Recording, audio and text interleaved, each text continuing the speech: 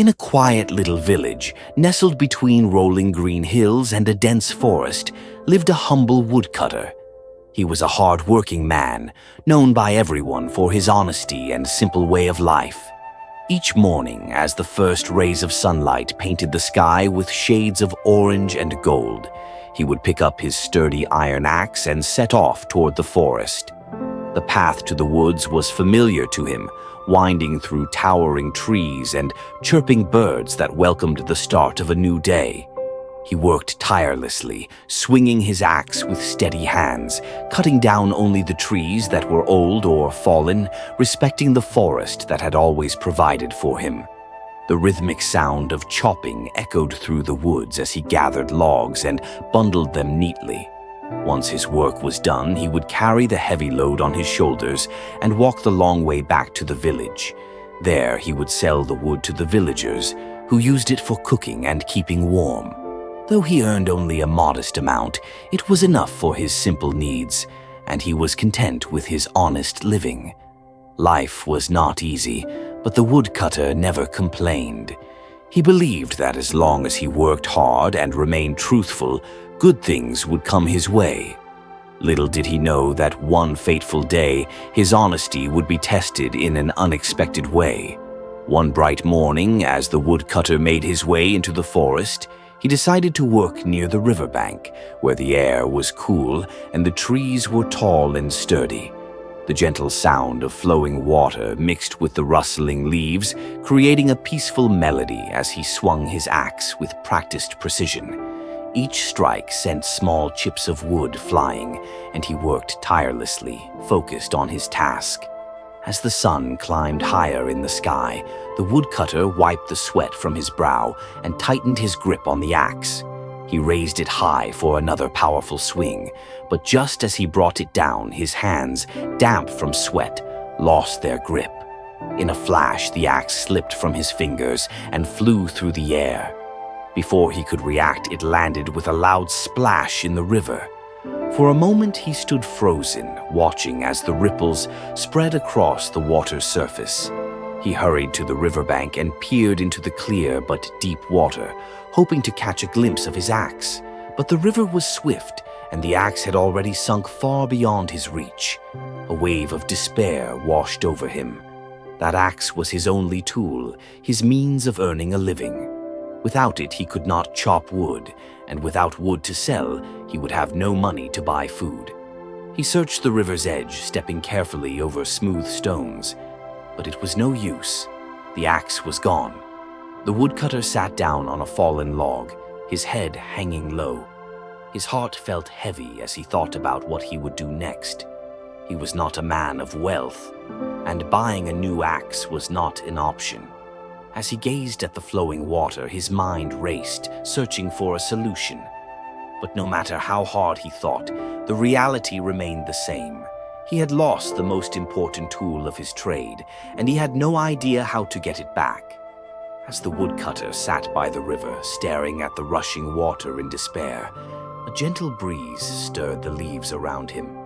The air suddenly shimmered with a soft golden light, and before him appeared a radiant fairy.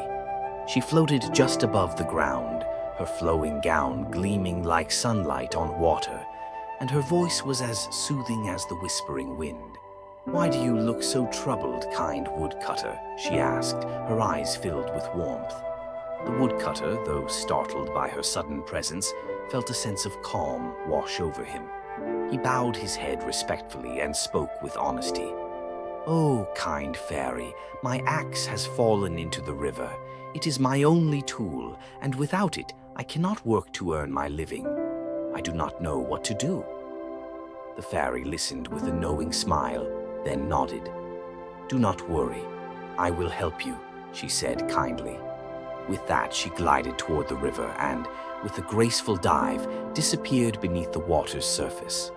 Moments later, she emerged, holding a gleaming axe made of pure gold. The sunlight danced upon its polished surface, making it shine like fire. She held it out to him and asked, "Is this your axe, dear woodcutter?" The woodcutter looked at the magnificent golden axe, his eyes wide with wonder. He had never seen such a treasure in his life. But he was an honest man, and he knew the truth was more valuable than gold. He shook his head and said, "No, kind fairy. This is not my axe. Mine was made of simple iron." The fairy nodded approvingly and once again disappeared into the river. When she returned, she held a silver axe, its smooth surface glistening like moonlight on water. "Perhaps this is your axe?" she asked. The woodcutter gazed at the beautiful silver axe, but once again he shook his head. "No, dear fairy, this one is not mine either. My axe was not silver, only a plain iron one." The fairy's smile grew wider as she dived once more into the river. This time, when she reappeared, she held a rough, old iron axe, the very one the woodcutter had lost. She extended it toward him. "Is this your axe?" The woodcutter's face lit up with joy. "Yes, that is my axe." "Thank you, kind fairy," he said, his voice filled with gratitude. The fairy looked at him with admiration. "You are an honest man, and honesty deserves to be rewarded." She held out all three axes, the golden, the silver, and his old iron one. "Because you have spoken the truth, I will give you all three."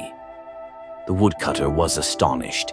He took the axes with great respect, thanking the fairy again and again. As suddenly as she had appeared, the fairy vanished into the shimmering light, leaving the woodcutter standing by the river, his heart filled with gratitude and wonder. The woodcutter stood by the river, holding all three axes in his hands, his old iron axe, the shimmering silver one, and the magnificent golden one. He could hardly believe what had just happened. His heart swelled with gratitude as he looked up at the sky, where the fairy had vanished into the golden light. He bowed his head and whispered, "Thank you, kind fairy. I will never forget this gift." With renewed energy, he carefully wrapped the axes in a cloth and began his journey home. The sun was beginning to set, painting the sky in soft hues of pink and orange. As he walked through the forest, the trees swayed gently, as if celebrating his honesty and good fortune. Birds chirped merrily, and even the cool breeze seemed to hum a tune of happiness. When he reached the village, the news of his magical encounter spread quickly. The villagers gathered around, marveling at the golden and silver axes. Some were amazed by their beauty, while others were even more impressed by the woodcutter's honesty. Many said that if they had been in his place, they might have been tempted to keep the golden axe. But the woodcutter simply smiled and said, "A man's true wealth is his honesty. I may have been poor before, but I was always content. Now I am not only content, but also blessed." With the fairy's reward, the woodcutter's life changed for the better.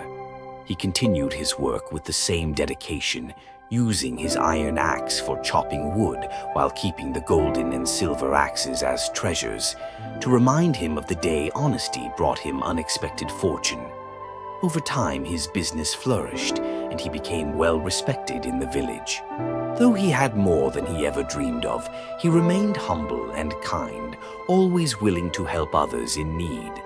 And whenever he told the story of how he received the fairy's gift, he ended with the same wise words: "Honesty may not always bring gold and silver, but it will always bring something far more valuable: trust, respect, and peace of heart."